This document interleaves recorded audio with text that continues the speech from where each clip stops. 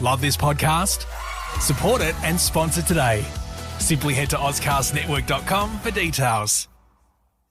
Connect with your potential customers wherever they are. Effective uses Comcast viewership data insights to combine advanced targeting capabilities with premium TV and streaming content, so you can deliver the best ad experiences to your audience no matter how they watch. Visit EFFECTV.com. Ozcast.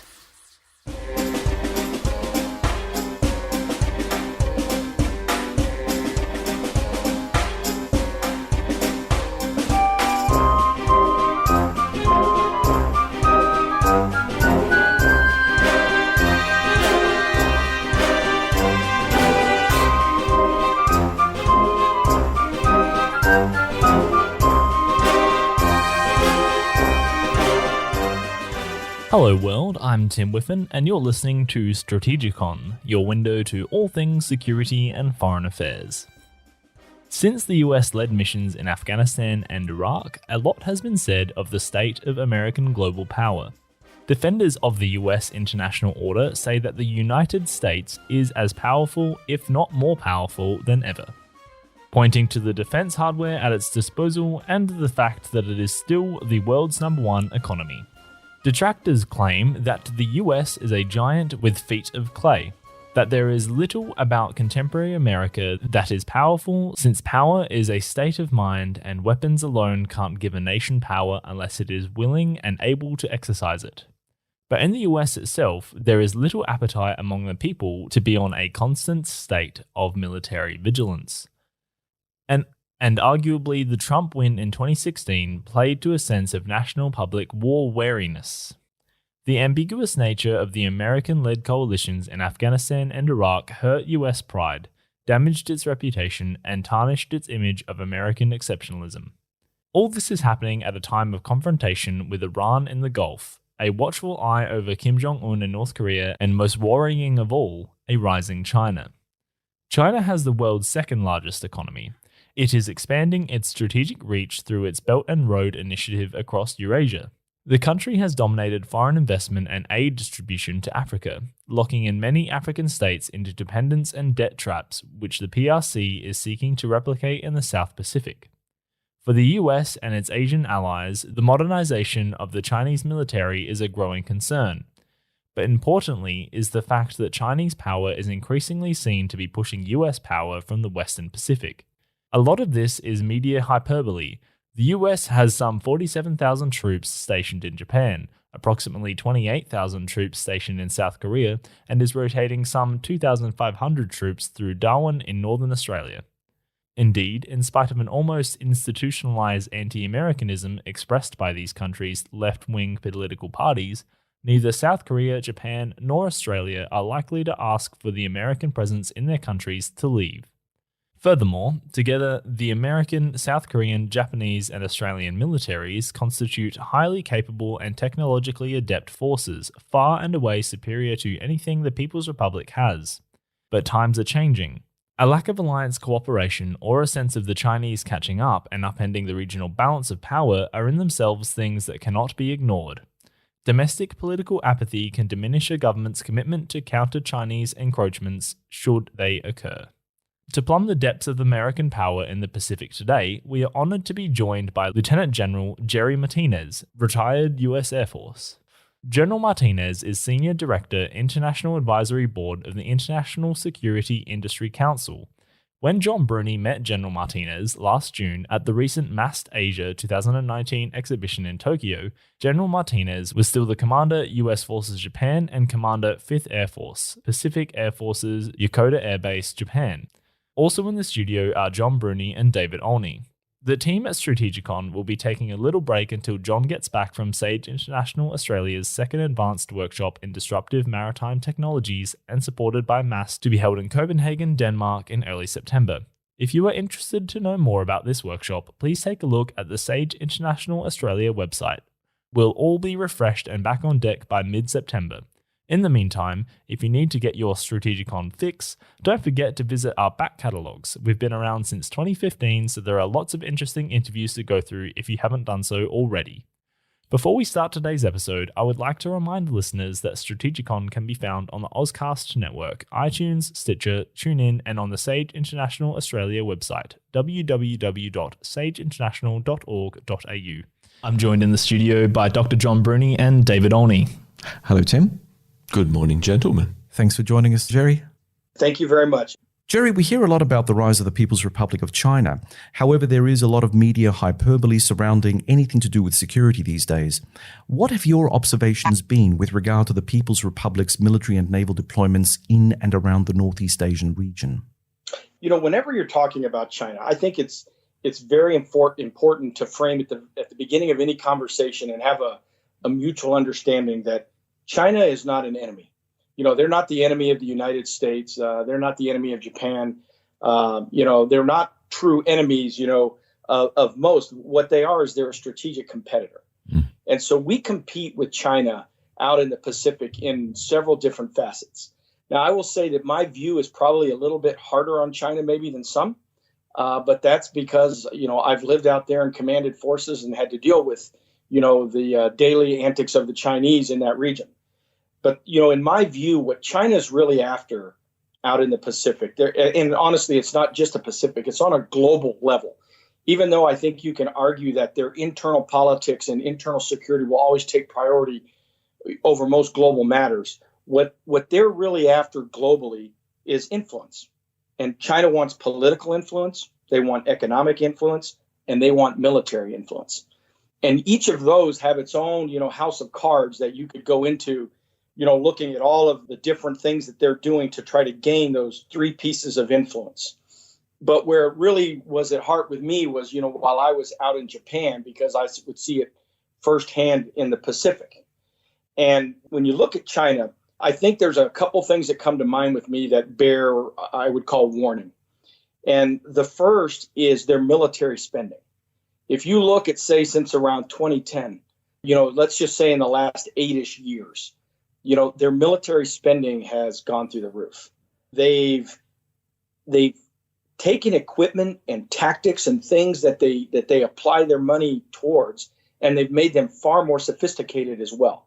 So they're taking advantage of current technology and taking those large sums of money and putting them into very high-tech and highly capable pieces of equipment. And then you look at just their attitude in the region. Their attitude has become much more, I would call it, aggressive and even coercive in the things that they do day to day, or the way that they handle themselves diplomatically or even economically. And, I can expand on that later. And they started a long-term competition, with the West. And when I say the West, I mean especially the United States. They're busy out there wooing all of their neighbors. China wants much closer ties with Australia. They want ties with Vietnam. They want better ties with all of those in the region, and for the main purpose so that they will follow more of a Chinese approach to life than they would a Western approach to life. And so dealing with the Chinese every day, you had to keep that in mind, that, we're not at war with them and they're not our enemy. My goodness, the United States has so much trade involved with China. It would be incredibly difficult to go to war with them economically because of those impacts. And my understanding is Australia is very tight as well on what I've read economically. Jerry, just on that point alone, Dave, myself and Tim, we've had previous podcasts looking at China. And one of the things that we've come to the conclusion of is that when looking at China, and we're looking at the competitive urges of China per se, we're not looking at China, the people, we're looking at the CCP and what its particular regime agenda happens to be. So we try to make a very clear distinction between, what we see as the competitive urges of the state versus, intercultural relations with a people or business with Chinese people. There is a distinction here, and I think that our listeners have been very well made aware of that for the obvious reasons. Yeah, it's something that I have to be very aware of teaching in a university here, is that most of the Chinese kids I'm teaching, their whole lives have been exposed to the patriotic education policy. And they've been directly fed the line that if you say anything anti-China, you're anti-Chinese people. So we've always been very clear what we're talking about is the CCP policies, which impact on the world as much as they impact on Chinese people. So, yeah, your perspective makes a lot of sense with what we've talked about before and the way we're always very careful about talking about the nature of a regime and the aim of a regime, which can have a simple label of China but doesn't represent over 1 billion people. Yeah, we try to be very careful in terms of labeling it as we see it. So, for instance, when we're talking about China, we talk about the PRC or the People's Republic. So it makes that clear distinction, yeah. I agree with you. You can make those arguments in almost every country, really, Yes. when you look at them. The country I was in, Japan, there is clearly a difference when you look at the view of their constitution and some of the definitions of what is offensive versus defensive weaponry and actions and training. And, I would say the very conservative, anti-war, anti-constitutional change people of Japan are much different than the regime of the Abe administration, which is definitely pushing those kind of boundaries. And so when we talk about, China, PRC, the policies of the government, this influence that they're trying to do comes in many forms. And it's real. And that's the part that, you have influencers out there that are, blowing a lot of hot air. They're doing certain things, but this is very, very real in what they're doing. And I'll start with a few examples. One is just continually kind of peppering Japan, not at war with Japan, not hostile actions with Japan, but just daily letting Japan know that they exist right across the water from them.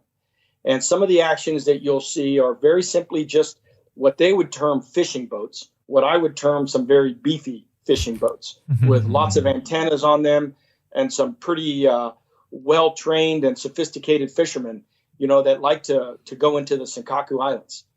Usually in about the August timeframe, they will flood in that region, and they're continually testing the Japanese Coast Guard and the Maritime Defense Force and trying to see, what actions they can take, what they're capable of, how far they will go, and what those limits are. Another thing that they're doing is they use their bombers routinely to encircle Japan. So they will launch out of China, and they will circle and fly all the way around Japan and then go back into China. When you do that, it's easy where we sit to say, well, those are guys, just flying around the country. But when that's your homeland, and that long-term, that your security must always be questioned, it matters to the Japanese. And so they launch fighters routinely. And so to put this on a scale so that you can really see the magnitude of this, just a couple years ago, at the end of their year, and the Japanese do a year that goes April to April. At the end of their April year, there was 1,168 fighter scrambles out of Japan in just that year.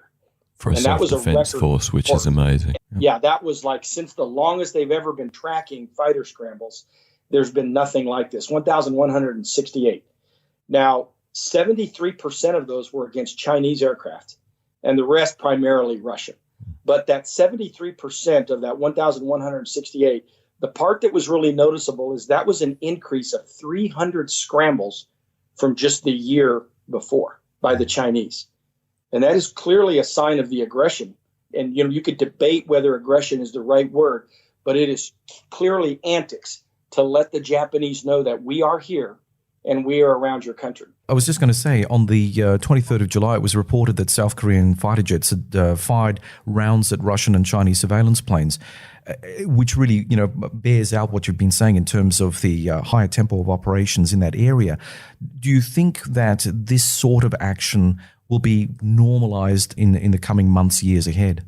What I think will be normalized will be the routineness of those planes continually flying in other people's regions. I do believe that's what the Chinese want. They want it to become normal. And the nations in the Pacific that they do that to, every now and then it's going to take some sort of a spark or a little bit of aggression back to just remind them, that this won't become normal. And South Korean aircraft, firing warning shots, or potentially there's other ways that you can kind of warn off adversaries. Those are just signs to China that, hey, we're not going to accept this to become the norm. And, I like to put this in a perspective when I would talk to, say, our U.S. congressmen and women that visit the region, or when I'm talking to them about, the number of fighter scrambles. If Russian bears come within the United States, our area that we kind of protect up near Alaska, it's called your Air Defense Identification Zone. When they come in our ADIZ, we will launch our fighters.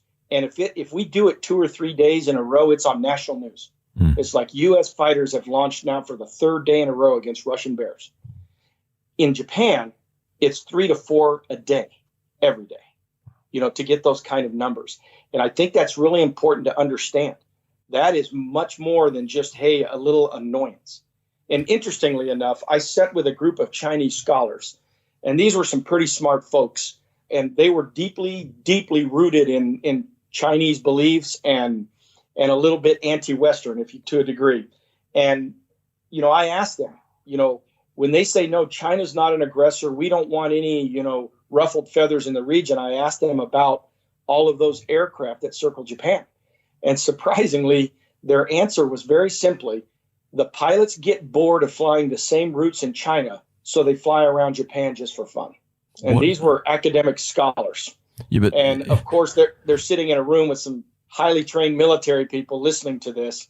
And, we just kind of smiled. It's like, okay, first off, I'm a pilot myself, and I fly all over the world, and we don't just go fly places because we're bored. Yeah, even the idea that they would use that language and think that that is an acceptable answer to it. So there's an assumption in providing an answer like that you are dealing with ignorant or powerless people or both. Yeah, there's a terrible arrogance in that. I agree. And sort of the way that I took that was I didn't take it as some could as belittling or, that they really think we're stupid. The way I took that is that, they are very much in party lines. They have been given their talking points. There's a certain rhetoric that you say and things that you do that just show that China just does not do anything, aggressive or coercive in the neighborhood. To jump back one step, Jerry, sorry, but before we get past it and can't get back to it, how aware is the average Japanese citizen of how many scrambles there are per year? Yeah, so they don't feel them every day. They really don't. Okay. But much to my surprise, the Air Defense Force there in Japan, the JASDAF, the Kokujitai, they do release the numbers out, per year in an unclassified form, that say, hey, this is the number of scrambles that we've had each year. But you're dealing with a society that tends to ignore hostility. And I don't mean that pejoratively. What I mean by ignore is that you look at since World War II, there really hasn't been a shot fired in anger in Japan since then. There was a little brush up with some Coast Guard sometime back a little bit, but their military, even though we can't call them military, they're self-defense forces, have not been involved in any hostilities. And so you now have generations of people that cannot even process, understand, or even imagine hostility because they've never seen it. It's never been in their newspapers. They don't have anything to do with it. And even a defense minister in Japan was fired at one point because, and it all started with Japanese troops that were in the Sudan, and one of the soldiers wrote in a log that we're near combat. And when they found out the word combat was written in a log, the Diet, their Congress, their parliament, whatever you want to call it, in Japan, completely went crazy over it. And then investigations started growing.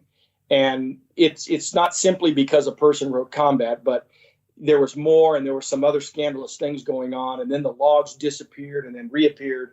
But the point I make in all that is you have a society that they do not tolerate nor process anything that would ever get them in the situation they were in World War II.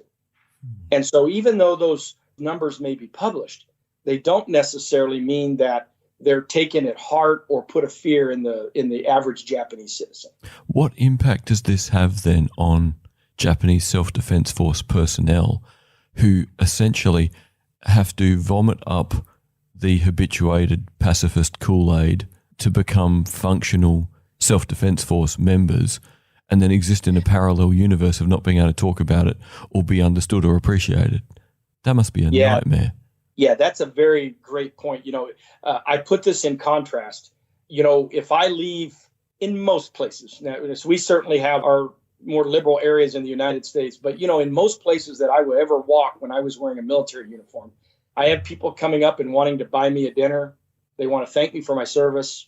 When you're on an airplane and you're in a uniform, people will try to give you their first class seats and go sit in coach so you can have their seats. I mean, there's a real appreciation for the most part, for your armed forces.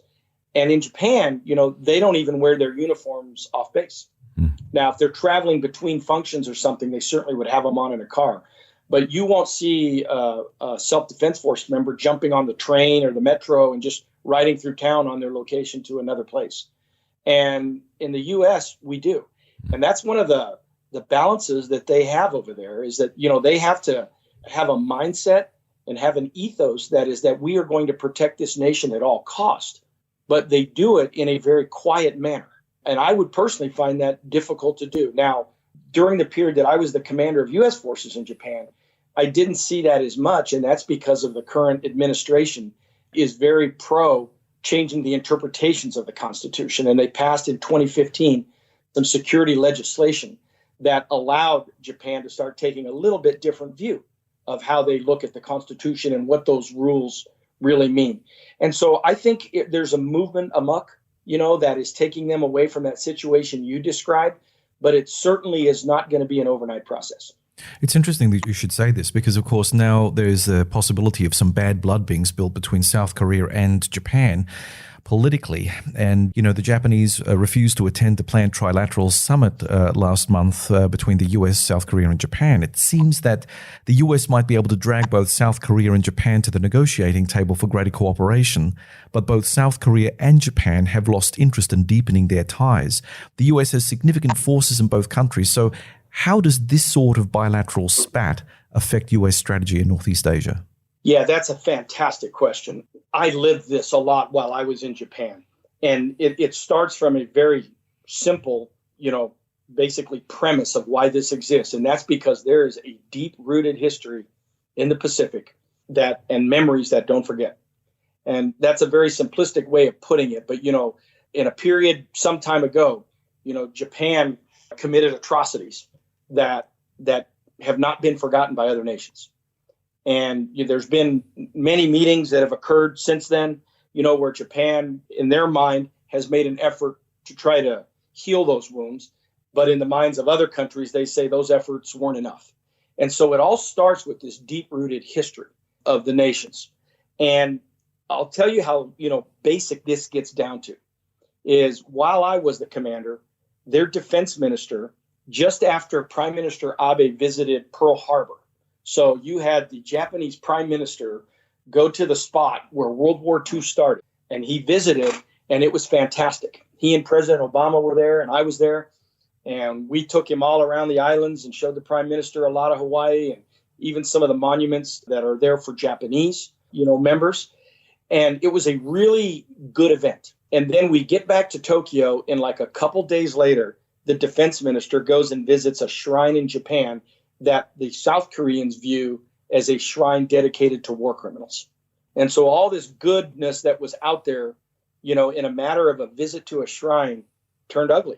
And so in South Korea, out of anger because of the defense minister going to this shrine, some organizations in South Korea put together a comfort woman statue and placed it across from the consulate there in South Korea. Well, then Japan got mad because of the comfort woman statue, and then they pulled their ambassador from South Korea and had them returned to Japan. And, you can see those antics, how they just keep going and going. And then just in the very beginning of this month, back in July, Japan placed some export restrictions on chemicals that are critical to the technical industry in South Korea, which infuriated the South Koreans.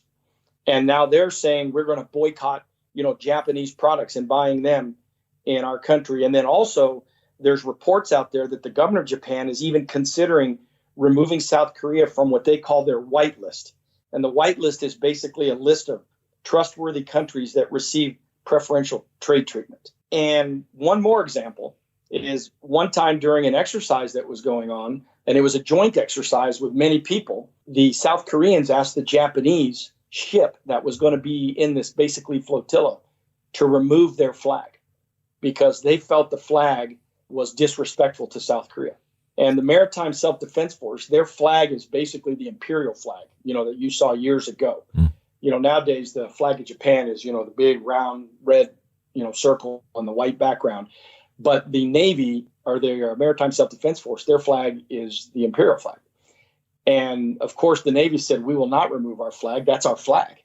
And the way it all ended up is they ended up pulling out of the event that Japan did. And so I've listed 5 or 6 things here, but I wanted to go into that detail because it's important that folks understand this is real serious friction that occurs. And in the past, I think what helped overcome a lot of the friction is that they had a common threat, North Korea. And so even though Japan and South Korea would have some political issues that would go on, they always had at least a semi-common bond that North Korea was a potential threat to both of their countries. And the United States plays a very key role in trying to keep that relationship as strong as we can. And we do it through many different venues. But what I will tell you is it's not going to go away in a day. It's just not. What we do is we encourage, as the United States and our forces over there, both the commander in Korea and me as the commander in Japan, we talked all the time, and we looked for opportunities to make things work, whether it was sharing information, whether it was, me going to Korea, which I would do, or him coming to Japan and, speaking on the importance of the alliance of the two nations, which we would do, or if it was quietly behind the scenes during times of friction, encouraging some dialogue and ways to get through that piece of friction.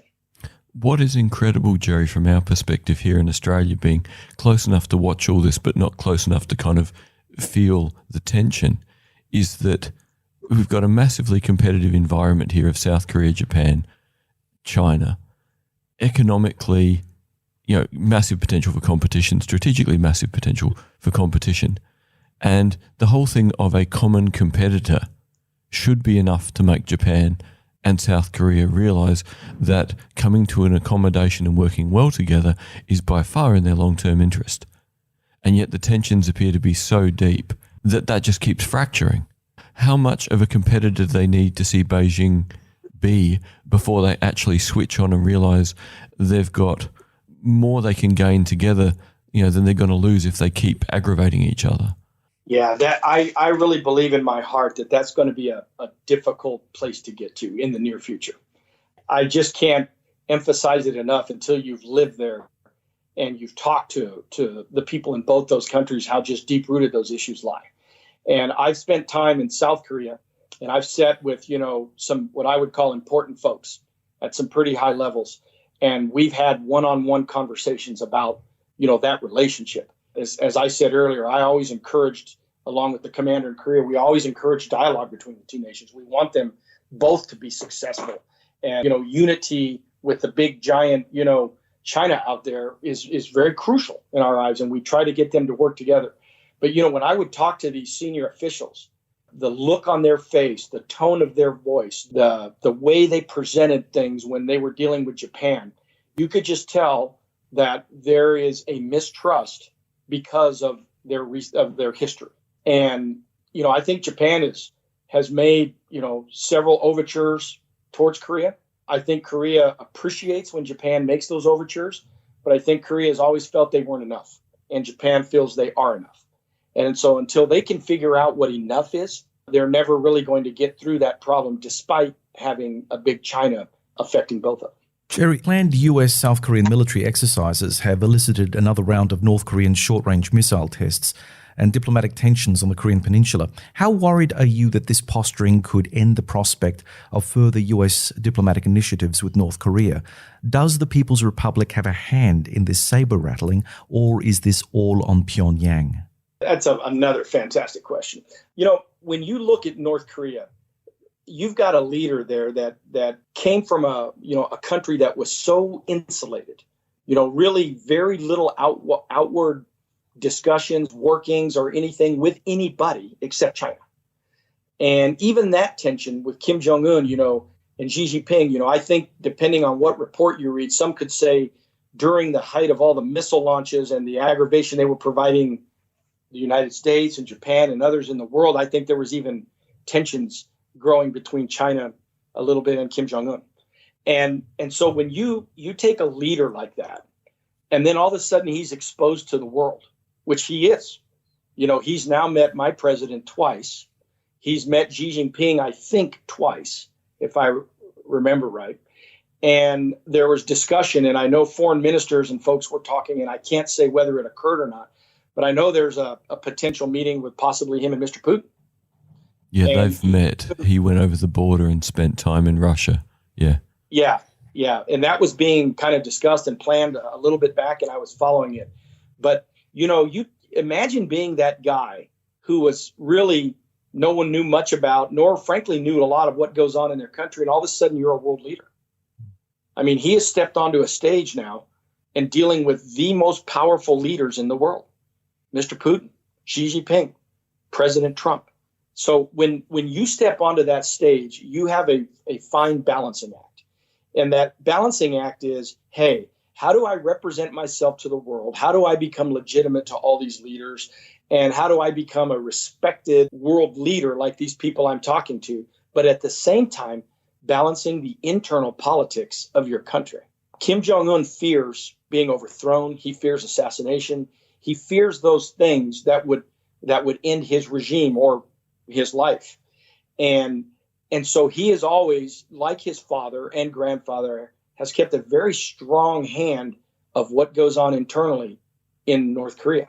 And I think since this outward, show of possibly reconciliation, possibly ease and tension and things like that in the Pacific, I think he is balancing that with the people within his country having to know that he's still a hard, tough leader.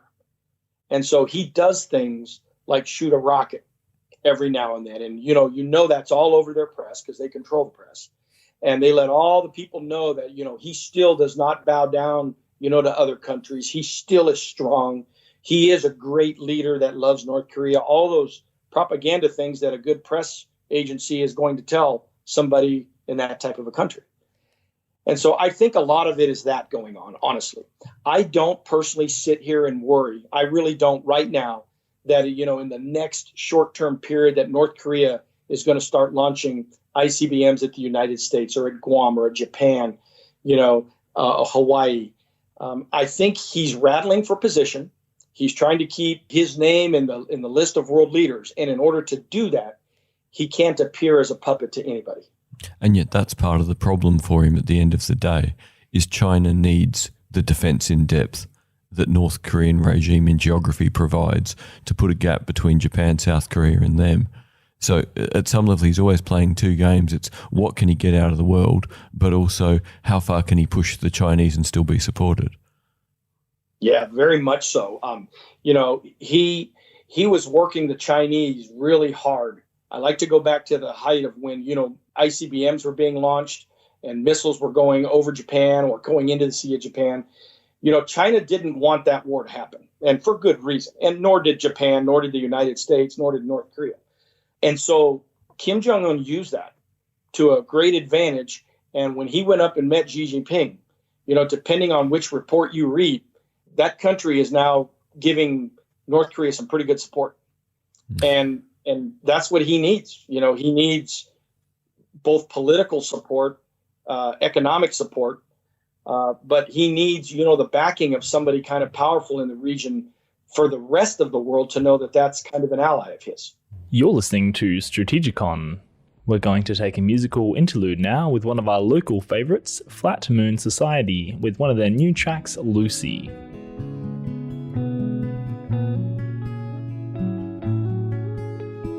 Heavy heart and a heavy card from them. A pot of gold and a bar of soap needed still. Heaven knows and God it shows why now. This broken mind is a minefield, straight cloud.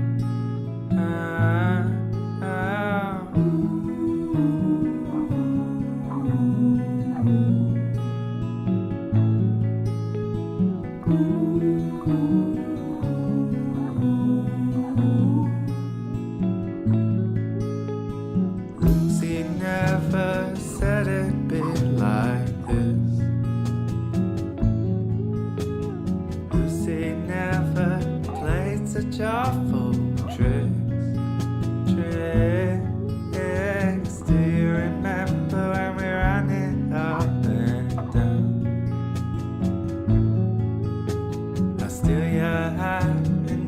my heart for fun.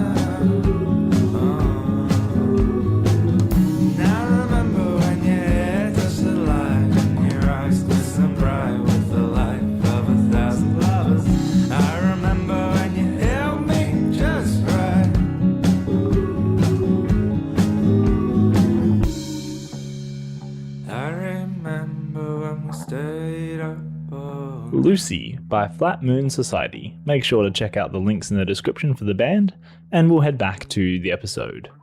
Today on Strategicon, we're talking to General Jerry Martinez about US operations in the South China Sea. A couple of podcasts ago, Jerry, we spoke to Dr. Delia Lin from the University of Melbourne on her observations regarding the political crisis in Hong Kong. How do you see the way this crisis is being handled by Chinese authorities, and what do you think the lessons of Hong Kong are for Taiwan? So it's ironic you asked that today, because just today, reports are surfacing in the United States that Chinese forces are massing outside of Hong Kong. Now, what massing means, I don't know. I don't have access to the intelligence I would have had I been the commander. And then if I did, I wouldn't have been able to speak about it anyway. Mm-hmm. So what I'm discussing is what I'm just reading in the open press right now. And that is, that there's potentially Chinese forces starting to mass on the outskirts of Hong Kong. And that could simply be a scare tactic. It could simply be that, they're taking advantage of a situation and they have training and they go, let's do our training here to try to send some messages. It could be, a move to scare other countries to trying to get in there and encourage Hong Kong to resolve this issue, because none of us want war in that region. It's just not going to be good for anybody. I can't really say why they're doing it, but this is occurring according to press today. And, those protests that occur in Hong Kong, they come around every July-ish as kind of an anniversary, and there's some type of level of protest, but this one is different, I think, than those in the past. One, if the reports are correct, sometimes up to 2 million people are involved in these. And they're getting, to a degree, what I read, somewhat even violent in some areas. And then I was reading one report where that is even spreading. And so you talk about Taiwan, but like I read reports this morning that even in your country, Australia, you've got people in colleges that are clashing right now, and some even being injured. Yeah, the main one was University of Queensland, where both sides of sort of the Chinese student community turned up, the pro-Beijing and the pro-Hong Kong. And I think it really, really surprised the university and local police. It was totally unexpected here. Yes, that's exactly. And that's what I read, that this was shocking, but that it was pretty sincere anger on both sides about how they felt about the Hong Kong issue.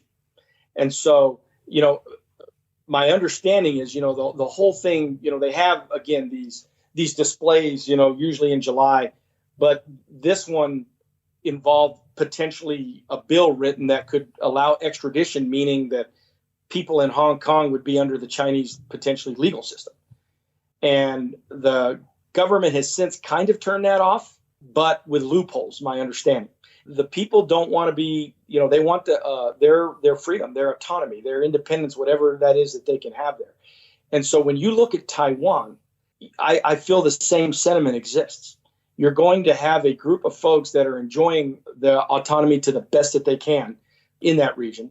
But I think one of the differences with Taiwan is that you have the rest of the world, for the most part, that very strongly supports Taiwan. And so any infractions that would occur out there, I think, would become quickly more of a global issue than the actions that are occurring in Hong Kong right now. And that's how I gauge what I view the difference would be between the two. What's the interesting difference too, that again, troops massing outside of Hong Kong seems very strange, seeing the Chinese could just put 10 trains worth of paramilitary police on high-speed trains and smash in, which if you look at the layout of their high-speed train system, the main purpose is to be able to flood cities with paramilitary policing, the same way when Napoleon III rebuilt Paris, he put huge boulevards everywhere.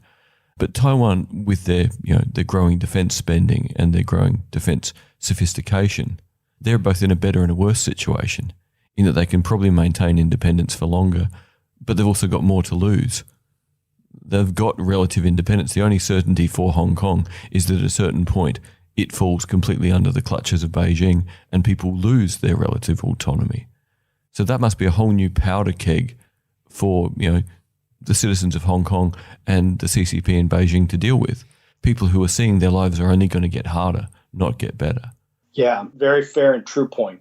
And, that's why I say that should there be any type of crisis, nobody would support, forces going into Hong Kong and taking them over, and that would receive condemnation all over the world. But would we go, in there and launch forces and, try to defend Hong Kong? I see that a much further stretch than if it was Taiwan. It is an internal. Absolutely. It's an internal security issue.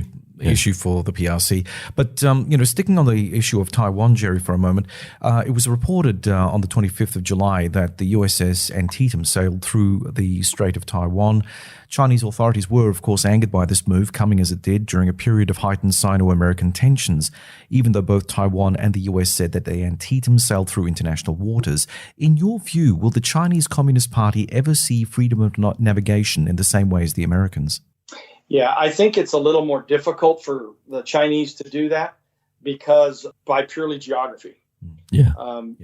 Yes, they could come right off our coast in the United States and could operate, but we're going to see them way, way out there coming. And it would just be a little bit more difficult, logistically to be a continual pain by, doing those freedom of navigation operations. We have the big, giant 7th Fleet stationed in Japan with lots of ships, and there's lots of naval presence across the whole Pacific. We have a deep naval history in the Pacific, and U.S. forces are stationed in many places around the Pacific. And I think, the way I would view these is these freedom of navigation operations, they're not meant to try to pull China into some type of a conflict. They're truly not. What they are is they're demonstrating that those are free and open waters, and they are. Those are waters that anybody is allowed to transfer through. And China, drew a line on a map and put these dashes on it. And they said, hey, we just have now declared inside these dashes, that's our turf. And you can't do that because it doesn't work that way in world order. And so those waters are free and open.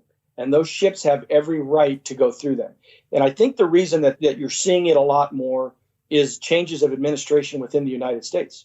The last administration, the Obama administration, was frankly very skittish in dealing with the Chinese and didn't allow near as many freedom of navigation operations and those type of things to occur. And the administration in office now has been much more open to the fact that those are free waters and they're open waters. How does this actually affect the South China Sea, though? Freedom of navigation obviously has an impact on, the arbitrary 9-dash line that the Chinese had drawn through that area. That area is a known maritime choke point. But, we've allowed the Chinese to build up, or the PRC to build up their rocks into islands and airstrips and so on and so forth, giving them, well, I suppose, legitimacy in claiming that Possession is 9/10 of the law. I've got a rock. I've got an airfield here. This now is my patch of water and sky. You can't cross this. Unless we take kinetic action to roll back these particular outposts, how do we maintain freedom of navigation in the South China Sea? Yeah, so control of the South China Sea, and again, I'm going to talk administrations. If you look in 2010 and kind of look beyond, those islands, they weren't there, not to any great degree. Yeah, there were sandbars. Yeah, absolutely. And then in this short period, because China went unchecked and they weren't being pressured, these 8 islands, appeared out of nowhere. And I like to use an example, if you'll bear with me, on the importance. I don't know if any of you have ever been to Guam, but I've been to Guam many times. And I think one could argue that it is probably the most strategic island, frankly, little island in the world. And when you look what Guam does for the United States, it's unbelievable. It gives us a place where we can put troops, we can put supplies, we can put ports for ships, we can have massive runways that will hold tons and tons of bombers and other type of airplanes and military equipment. But one of the other things that it really does is it gives the United States avenues of approach. So you have this island that is so strategically located that, if we need to, we can get forces from there to Australia. We can get them to Indonesia. We could get them to Vietnam, which we've done before during, Vietnam War. We can get them to Japan. We can get them to China. We can even go to Russia, way up north from Guam, because that's what a strategic located island gives you, this kind of thing. To put this in perspective, China in just these last, 8-9 years has added 8 little Guams to the South China Sea. So look what one island does. And now they have 8 of them. I have no qualms telling people, much to their chagrin, that we have lost the positional advantage of the South China Sea. The Chinese have the positional advantage now. Now, that doesn't mean we couldn't take it or we couldn't win, should we be in conflict. But where we sit today, with all the sophisticated military equipment that they've actually put on those islands, they have the positional advantage. And why does that matter? Because you have to look at all of the, not militarily, but all of the trade and economics that go through that piece of real estate. In Japan alone, somewhere between 80 and 85% of their oil imports travel through that region. And so now, how do you combat that? Well, that's the hard part of all of this. Where we should have been arguing and stopping it was during the 8 years that they were building them up, and we didn't. And now you have permanent pieces of real estate. And so what we have to do is, we're not going to go invade those islands. I don't see that happening because now we're starting a conflict and a war. But what we have to do is maintain the principles of freedom of navigation. And that means both in the air and on the seas. And even though it might make them mad when we go over those islands or we go near those islands, it's not going to solve them from being on those islands. But what it's going to tell them is that we will never accept that these are legitimately your islands. Yeah, the very nature of competition is that you can't back off applying pressure. And being that we're in a permanent state of competition, the delusion of the last 8 or 9 years has been that you can be in competition without applying pressure. So the Australian example of this is, in a moment of delusion, the Darwin port, became Chinese controlled for the next 99 years. Mm-hmm. So now we've had to desperately scramble to make a deal with PNG to potentially build a new base on Manus Bay to make up for the fact we've lost our own northern approach. The competition is constantly there, and we stopped applying pressure, so the pressure came back at us and got a massive gain. I think if it wasn't for that, whether we would have US Marines in Darwin is probably up for negotiation. But after the port was lost for so long, that was probably a guaranteed outcome. Yeah, very much so. And that's the thing. When you look at China, one of China's mantras that they believe within their country is that time is on their side. Mm. And they've got a long-term vision. And, we and other nations tend to react to the now, which is important. But China's playing the long game, and they're good at it. And so they hope that these islands it'll just become normal. Mm. And the same with, flying all these aircraft around Japan, that it will become normal. And when things become normal, well, then, they become normal. Yeah. very stupid saying there, but it's the truth. They become so normal that no one cares anymore. Well, that's what we cannot allow that to happen. That's what's sort of starting to happen here with potential Chinese ships going up and down the Queensland coast, offshore from major training areas in Queensland where allies come and train with Australian Defence Force. They're normalising just sitting there off the coast as if, well, that's just what they normally do. And that's China's way of playing ball. They play a long game, and that's scary because when you have a competitor that will wait you out and they're patient, that's the most dangerous kind. The ones that get right up in your face and want to do this and then you go at it, those are the ones that they may be bloody, they may be ugly, but those are the ones that you have a clear vision on how to resolve. But when you're playing a long game, there is no like powder keg moment. It's just this and then this and then this. And they just keep piling on patiently, calmly, and slowly until it becomes normal. And that is, in its own way, an attack in itself, but just in a very different way than we're used to. Yeah, we're going back to history. We're going back to the renaissance of city-states, just constantly eroding each other with little bits of economic pressure, little bits of military pressure, the occasional diplomatic slight. You just keep piling on until someone does something stupid or blinks or can't afford to maintain a back pressure anymore. Yeah, and I think the way that we have to go at this, and when I say we, I mean the world. I mentioned when we first started, that they want, economic, they want political, and they want military influence. That's really what China is after. They're not looking to go to war with anybody in the near future, nor do they want it. And so, we have to ask ourselves, how do you counter that influence? What do you do? And I think, we've got to go at each of those in their own separate way. And one of the most important ways that I think that we don't necessarily, stop China from its aggression and things, but what will hurt them and what will make this harder is if you have the countries in the region that don't align with them. And that has got to be a strategy of ours to try to help control the tide of their influence. There's no secret that they woo and want, Australia, your country, to try to be more aligned with China than with the United States. And there's even, scholars out there who have written about it and examined it, and the subject kind of reappears every now and then. Should Australia, line more with China, especially as a heavy trade partner, than they do with the United States? But, here's the one argument that I think that we use every time that we're discussing this issue. And it really comes up to, where do your values line up? What are the values of your country? And where do those values line up in relation to other countries in the world? And so I'll use your country just because we're talking here. And, you look at what Australia stands for. You have values that are very public out there. They stand for the freedom and dignity of the individual.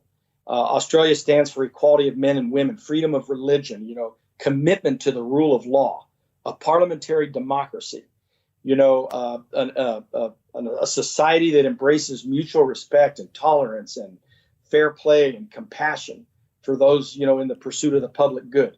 Basically, Australia, you want a region where people live in peace and prosperity. And I think that's a good way to describe Australia, at least from my view. Now, take a look at Chinese values.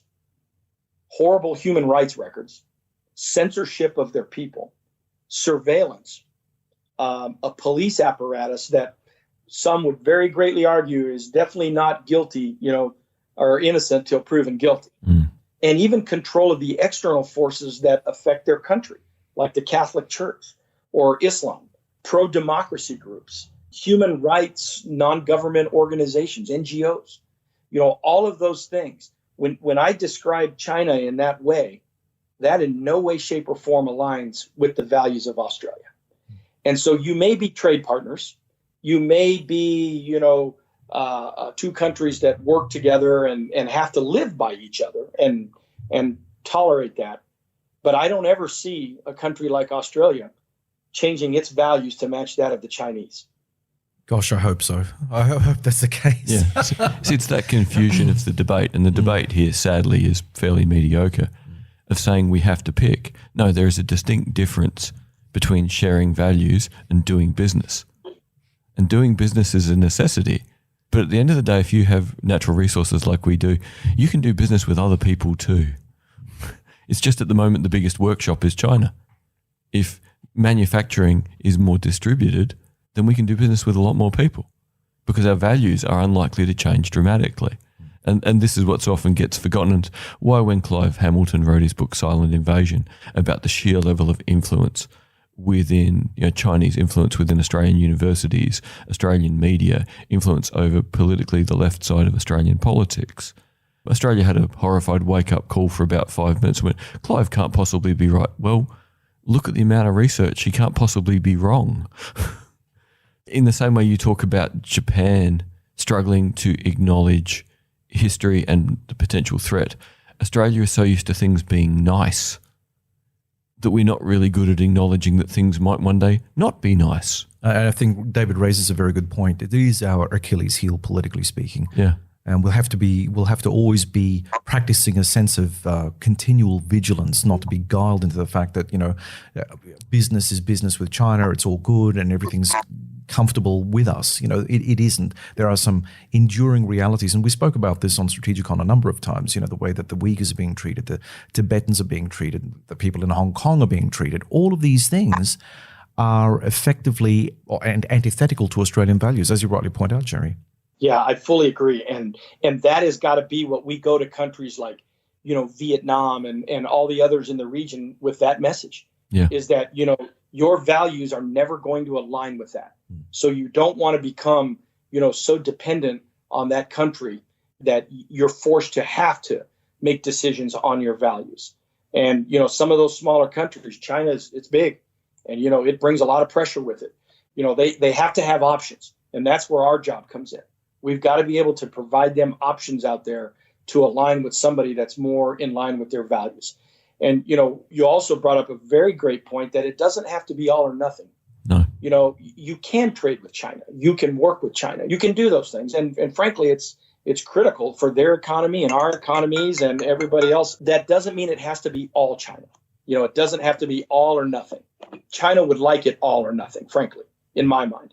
That's what they're more after. Well, again, that's the logic they keep pitching at us because, again, if you're using the patriotic education policy on your own people, you can get very good at being on message, whether it's truthful or not. You just keep regurgitating the message until the message becomes the norm, as you spoke about earlier. And that's why, in a sense, talking about this stuff and growing the audience of people who go, well, I don't believe the message because just repeating it doesn't make it true. What are the facts? What are the circumstances? What strategy is in play? What's the time frame? If people can learn to ask these questions, then they'll come up with more nuanced answers. Yeah, and one example I really love that kind of describes this exactly to me is, this all or nothing and that China wants it all. I love to talk to people about the One Belt, One Road initiative that China put out there. This was in their mind and in their messaging, a great thing to help economies all around the world, to help provide infrastructure into countries and to be that good servant nation that helps make the world better on a global scale. That sounds very much written by a public affairs person, in the Chinese government. Yeah. And then reality kicks in. You find out, like you mentioned a minute ago, about $1 billion loan to Sri Lanka that they can't pay back. And so what do? They take a 99-year lease on that port. Basically, they took your sovereign territory. You look at, like earlier last year, I think it was around $60 billion or something like that they've provided to countries in Africa that are going on there. They've constructed container port stuff with a $1.1 billion investment in Panama. Their ports in South Korea. I mean, it just goes on and on and on. But here's the funny part of this. China had a massive Freudian slip when they started the One Belt, One Road initiative. If you look at it today, now it's called the Belt Road Initiative. China has changed the name, but they messed up because it really was the original intent of what they said. And one belt, one road. And that one road is a one-way street with everything leading to Beijing. And they realized that was very bad verbiage to call it the One Belt, One Road. And they've since changed it. And now they put it everywhere, the Belt Road Initiative. And the funny part of it is even in my own slides that I would build and part of my organization, we're like, oh, the name changed. And we even started changing the name. And then it dawned on us, my goodness, we're falling right into what the Chinese want us to do. It isn't the Belt Road Initiative. It is one belt, and it is one road. And that road all goes to Beijing. Jerry, the Indo-Pacific is a highly diverse strategic space, and this space we have international actors intent on introducing new disruptive technologies in their military force structures. As a retired military officer, I should say, what do you think are the most worrisome technologies being introduced into this region? The scary thing about technology right now is I'm not so much worried about a single piece. Probably the one that is the most dangerous is cyber warfare. And the reason that it's so difficult and so dangerous is not just purely from the cyber aspect, but all technology is developing so fast that you can't keep pace with it. And when I say you, a you is a society that has a very set programmed budget, that has acquisition laws, that has a Congress or a parliament or a diet that must approve monies and then put things in a flow. By the time that you adjust to the changes in technology, you're probably outdated to a degree by what's already happening. Yep. And the example that I use is I love to be speaking to a group and I'll ask the crowd, who in here owns an iPhone 6? And, somebody will raise their hand. And then all the iPhone, whatevers look at them like, my God, man, what's wrong with you? You have an iPhone 6. And, I barely get my iPhone 6 paid off, and there's a 7 or an 8 or a 9 or a 200, And that's the speed that technology is changing. And it isn't just changing in things like an iPhone. It's changing in the technology and the equipment that we use to wage war or to defend in war. And so what I fear most is not so much a specific weapon system. I fear more a larger movement, and that is the advancing technology at large, the speed at which it's developing, and how do nations that don't have the same budget process as the Chinese, how do they keep up with procurement and with acquisition and then with employment of those pieces while you're facing a nation that has a little bit more ease in where they want their money to go? Jerry, how confident are you in America's fleet of FA-18 Super Hornets and F-35s keeping air superiority over Russian and Chinese combat aircraft like the Su-T-50 and the J-11s? I take a real honest view when I look at, at our capabilities. It's not because I'm an American or because, I was in the United States Air Force or in the military. I take a real honest view of this. And I'm very confident in our capabilities. And capabilities go far more than simply the equipment. We tend to look at what does this fighter do and what does that fighter do?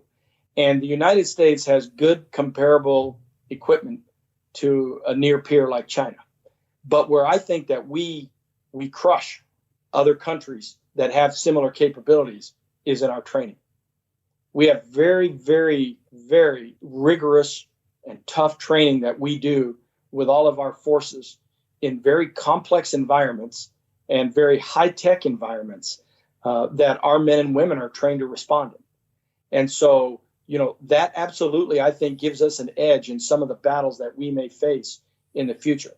Now, could our fighters and everything just go downtown and take over China and all that? Well, of course not, because there's a logistics tail, and then there's just pure numbers. The pure numbers of every piece of military equipment that the Chinese have, they're big. And, for us to have to, be in a battle in China proper, which, again, none of us want, nor do we even in any way, shape, or form, see happening. But I'm using the extreme just to make the point, is that, their numbers are big in what that they can buy and what they can produce. And so I think, to answer your question, it would really depend on where the conflict would occur. If there's a Chinese interest in Africa, I think they're going to have a lot of trouble if they were to, go against our U.S. forces. And that's very simply because they don't have logistics outreach and global presence that the United States does. We have a fleet of air refueling tankers that can put fighter aircraft anywhere in just a little over a day. We did it when Saddam Hussein invaded Kuwait, and when the U.S. made the decision we were going, in literally a day, there were F-15s on the ground in Riyadh, ready to defend Saudi Arabia. And that global presence and ability to move around the world, and not just global presence, but the global ability to conduct operations is what's going to set us apart in a conflict like that. It's not just purely going to be the equipment. This may be a slightly naive question, but we were talking earlier, or you mentioned earlier, about how they're playing the long game, how that no one's actually interested in going to war, and certainly the CCP's plans for world domination are not in the immediate future. It begs the question for me, in my philosophy background, I don't have a background in IR, but begs the question what the motivation is for the people who are enacting these strategies, putting these policies through, agitating, nearby powers. What is their motivation if, the ultimate outcome of, being the global number one power is not going to be in their service lifetime?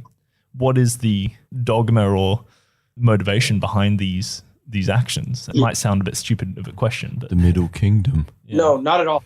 Not at all. I think the reason that these actions take place are kind of what we talked about a little earlier is, the way you play a long game is through normalization. And that is a really strong word in the Pacific. It's what you accept as becoming normal. And so I think part of that long game is they have to keep pushing boundaries. They have to keep pushing the limits of the other nations, of other countries, to see, where that line is, where the red line per se, where they will not tolerate a certain thing. And then you back off that, but you go right up to that point over and over and over, and it becomes normal. And I think that's how they're playing the long game. It's not, they don't want a spark. They don't want something catastrophic that's going to cause combat or cause, some type of an action to have to occur. I think what they're trying to do is just press limits in all different directions and try to make that the norm.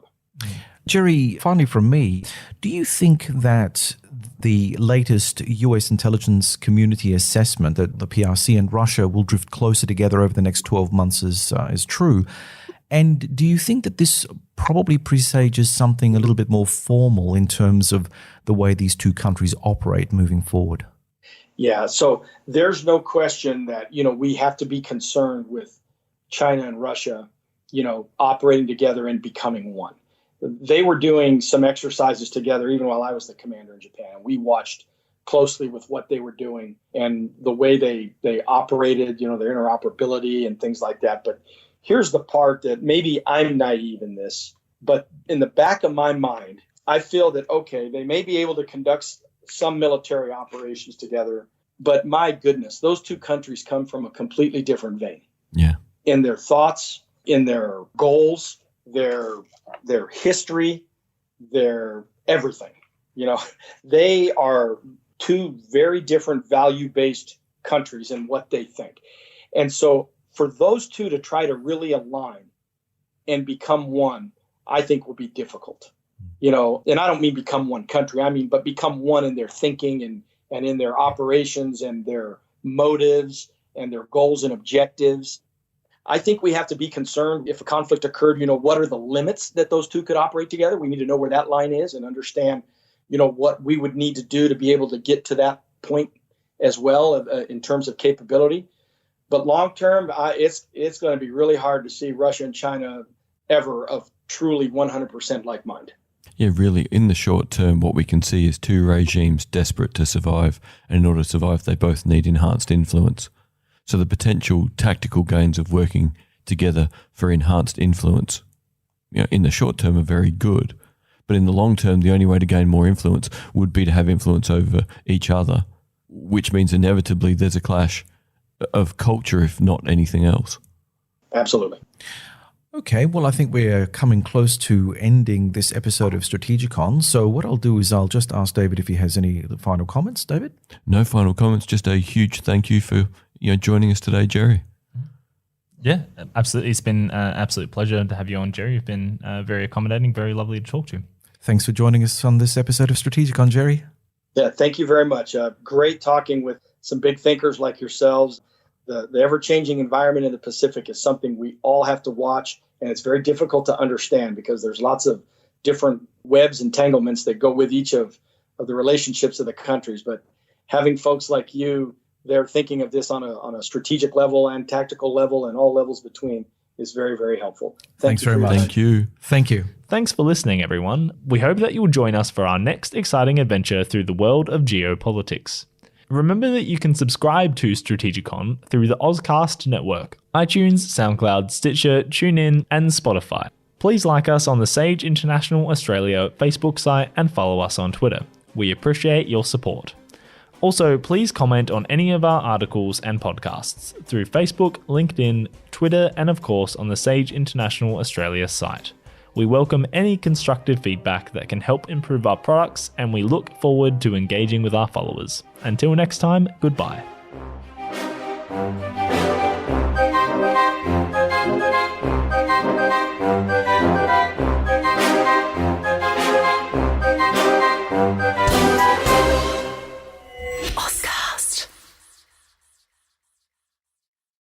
Connect with your potential customers wherever they are. Effective uses Comcast viewership data insights to combine advanced targeting capabilities with premium TV and streaming content, so you can deliver the best ad experiences to your audience no matter how they watch. Visit EFFECTV.com.